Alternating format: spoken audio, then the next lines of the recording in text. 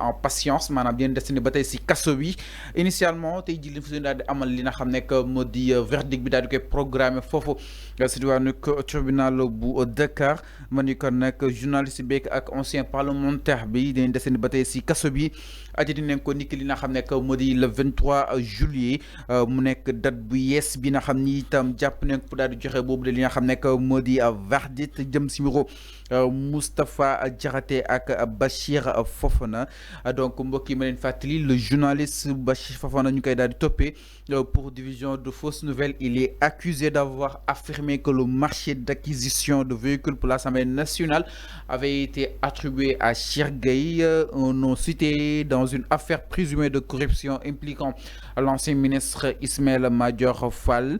Moom itam le parquet mu daal di requérir woon daal di toll si 6 mois dont 3 mois ferme avec une amende de 200 000 francs suñu ay koppar ma ni kon nag boobu de demande de mise en liberté provisoire bi nga xam ni itam moom la avocat yi daal di introduire na ko daal di rejeté lors de l'audience du 2 juillet. En tout cas la défense mi ngi daal di plaider pour la relaxe pure et simple. En tout cas ñi ngi estimé que ni seenu que client jubli si woon si daal di diffamer wala kon sax daal di nuire El Malick Ndiaye waaye c'était dans le cadre d'un débat d'intérêt public. De son côté ki nga xam ne que moo di Moustapha Diakhaté mu nekkoon ancien président groupe parlementaire bu Benno Bokk Yaakaar moom itam ñu koy daal di toppee pour offense au chef de l'État et il y a une autorité présidentielle ñu koy daal di toppee pour avoir qualifié certaines autorités sénégalaises de gougnafiard. En tout cas mu nekk terme boo xam ni itam dañ koy utiliser itam quoi qu'on puisse dire dafa offenser li nga xam ne que moo di njiitu réew mi ak son premier ministre di ki nga xam ne que moo di Ousmane Sonko entre autres de points. Alors enfin tout d'abord da nga koy daal di ñëw si li nga xam ne que moo di ñaari cas yi en tout cas ñoom itam ba tey ñi ngi jël seen mal en patience.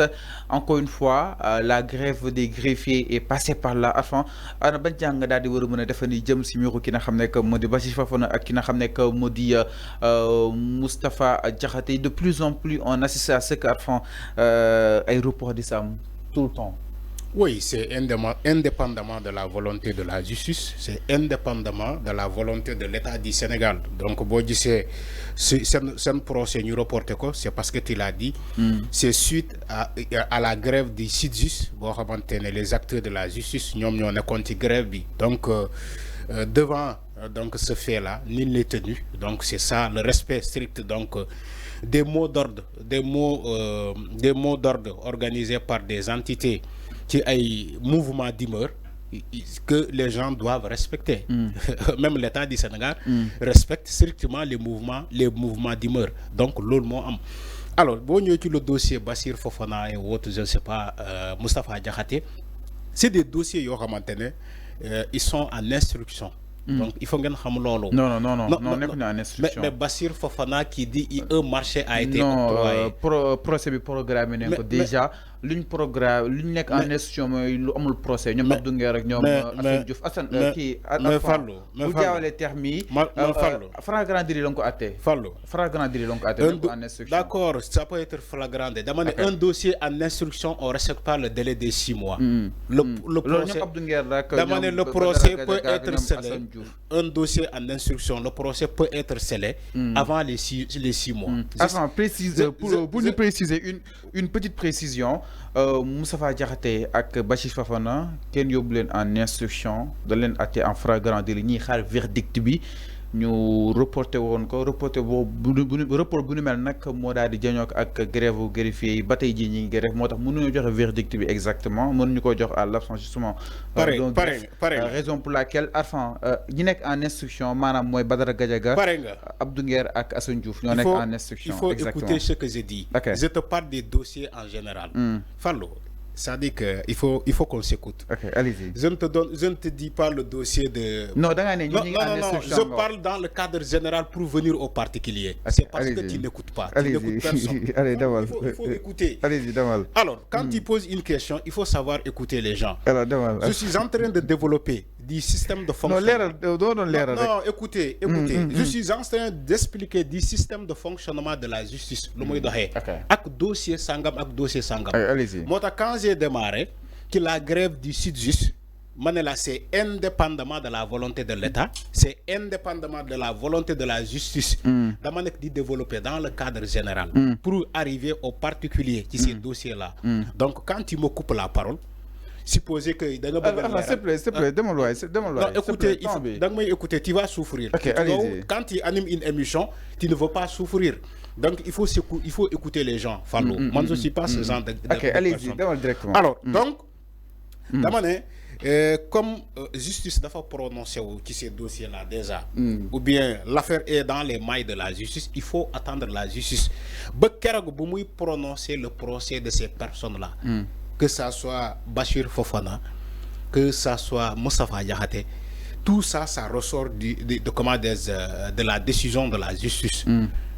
Donc, si ces dossiers-là doivent être scellés rapidement à travers un procès, on attend le procès. On attend le procès.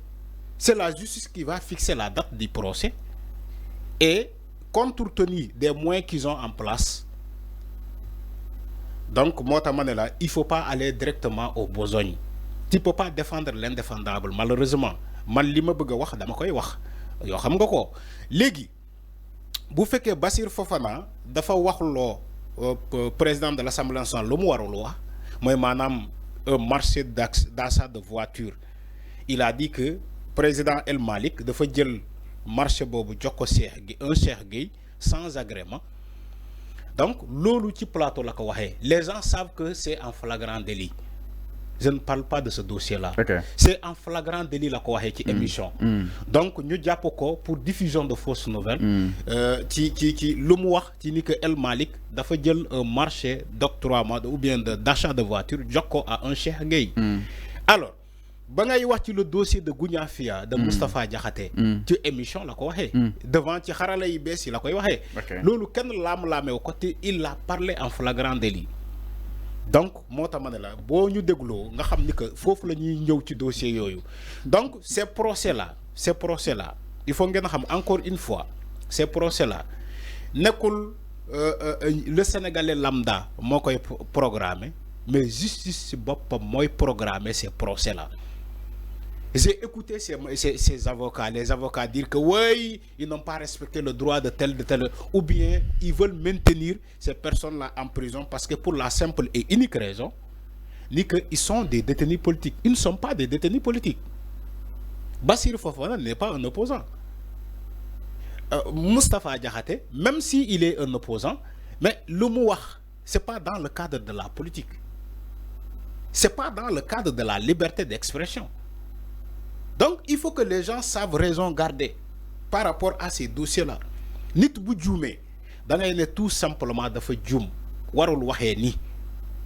C'est le rôle que devait jouer la société civile. Mais malheureusement, la société civile ne joue pas ce rôle-là. C'est ça la réalité au Sénégal. Donc, c'est le rôle que devaient jouer certaines entités dans ce pays. Bi recadrer les personnes, les droits humains, la démocratie, la liberté d'expression. Attention, il y a dérive. Tu es en train de dire des choses, la liberté d'expression même ne l'encadre pas. Tu es en train de dire des choses, c'est puni, c'est strictement puni par la loi.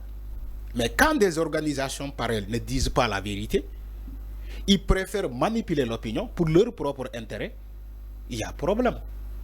Si des opposants au Sénégal ne savent pas débattre sur des questions majeures, ils préfèrent, je dis bien sûr, ils préfèrent s'attarder sur des choses devant les yeux de tout le monde. On sait que diou ak diou dañoo djoum. Diou ak diou dañoo djoum. Mais c'est ça la réalité dans ce pays. Donc les gens doivent revenir à la raison. C'est vrai que quand il y a le débat politique tellement agité, les gens ils bottent en brèche. Mais en dehors des querelles politiques, les gens doivent revenir aux fondamentaux et dire que voilà l'État, voilà les citoyens, voilà le parti au pouvoir, voilà les opposants. Alors, maintenant, si avec toutes ces entités réunies, les formations politiques, nous savoir aussi préserver les institutions, préserver aussi les intérêts de l'État, préserver aussi les droits des citoyens. faut la ñuy wax c'est ça un état c'est dans le cadre réglementaire d'un état c'est comme ça un état fonctionne. Alors mi ngi noonu avant leer na par rapport ak li nga xam ne moo di wàllu wi donc nag mi ngi noonu exactement ki nga xam ne moo di Moustapha Diakhaté ak ki nga xam ne moo di Bassirou Fofana des nañu daal di mën a xaare ni fii ak li nga xam ne moo di le 23 juillet espérons que ce sera la date bonne par rapport à ce que ñu daal leen programme exactement seen ko verdict jëm si wàllu wu nu mel exactement alors ndaat ñu itam si leneen ginnaaw loolu du côté de la régie